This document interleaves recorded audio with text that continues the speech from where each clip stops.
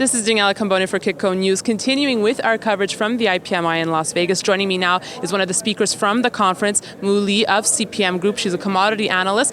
Mu, thank you so much for speaking with me. It's our first time. Sure, my pleasure. It's also my first time at the IPMI, and I'm very pleased to have the opportunity of speaking. Right. Well, you were part of the silver session this morning, and it was definitely a really interesting session. And some of the panelists had forecasted silver to hit $40 by year end. Do you agree with that analysis?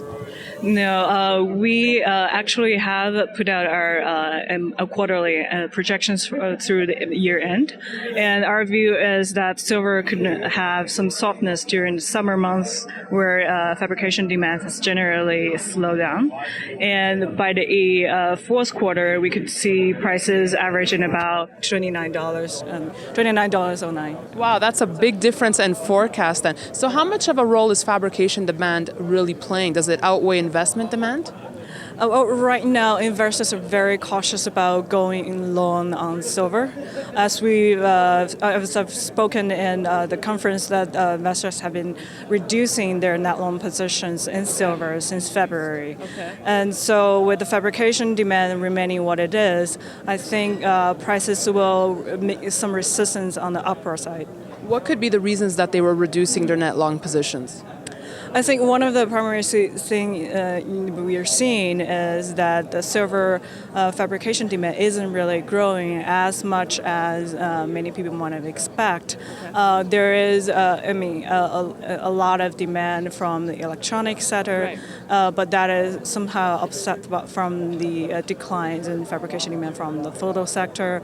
There's strong demand from China, from India, and Thailand for silver jewelry, but still, there isn't as enough physical demand to support higher prices, even at this level.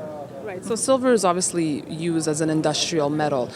So how much of a role is China playing in the price of silver right now in terms of demand? China is one of the major consumers of silver products. It contributed to a large share of the silver jewelry fabrication demand, and also is a major manufacturer of the electronics. And so, yeah, it has a major share in global consumption. What kind of figures are you seeing in terms of the imports and exports from China? Some people I talk to, there's always a kind of a different viewpoint as how much China is really importing and exporting in terms of silver. Well, they could be looking at different indicators because what we're counting right now is the unwrought silver, semi-fabricated silver, as well as powder and all the chemical products. So that in total has saw a decline, 36% decline in 2011 and the first 4 months of this year. So, and that really is just that is really a trend that has been going on. The country has been having a surplus in refined silver production. Its manufacturing capacity for some of the higher value-add products, such as silver paste for the solar panels, have been catching up, and so that reduces its need to import more silver than it really needs. Something else that was interesting in your presentation is the price of silver that didn't move. I believe it was from 1985 to 2005. It stayed at that $5 mark.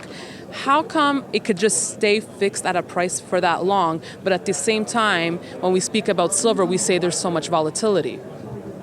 Right. I guess a lot of the volatility that we've seen are primarily in the 80s and in 2000s.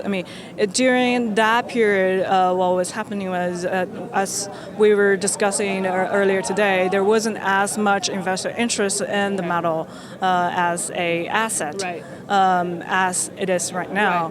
Right. It's only until 2000 that we've seen so much investment product being launched, including exchange-traded products. And so, so that's one of the reasons why silver prices was flat. And my last question for you, Mu, and it actually came from the audience. They were asking the role that the Shanghai Futures Exchange might have on the price of silver, if any. What do you think? I think the primary purpose for the Shanghai Futures Exchange to launch this contract was to provide an avenue for Chinese producers and manufacturers to hedge silver and that in that sense, the contract has been pretty successful. It saw very high volumes during its first month in May, and that provided a lot of liquidity in the silver market. It does not necessarily have a short-term impact on silver in an upward or downside, but it really is just another avenue for market participants of China to participate.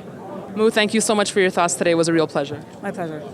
And thank you for watching our coverage from the IPMI. We'll have more videos for you throughout the day. You can email me any comments and feedback at newsfeedback@kitco.com. For Kitco News, I'm Daniela Cambone from Las Vegas.